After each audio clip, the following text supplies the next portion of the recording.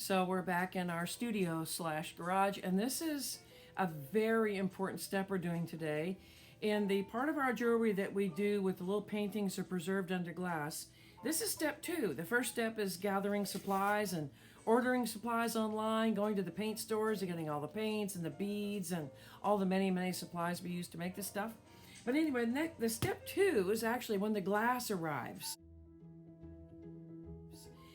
I've actually got to sort it out, and there's all kind of containers you can see over here. The glass gets sorted. So step 1 is buying the supplies and organizing, which is actually one of the most time-consuming steps. But step 2 is one of the most critical steps in making the jewelry and not having oops. So what I've got here is a bowl full of glass, and I've got my gloves, because what the soapy water you're seeing there is we've got to get all the fingerprints from anybody that's handled this glass. We got to get that off of there, because what we've got to do is make sure that's not on there, because you know how oil and water don't mix.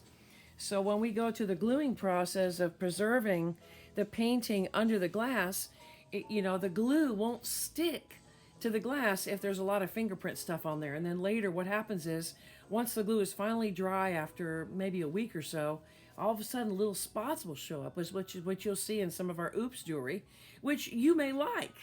But I can't sell it for the full price if that's there, because I know that it's a kind of a flaw. So what I'm doing here is really important. So I've got this earring glass here. You can see it's what they call 10 by 25 millimeters. Essentially, it's an inch.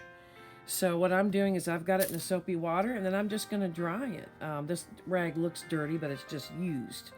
So it's going to go back in there, and I'm just going to continue to get the soap, to get that off of the stuff, and then these are ready to use.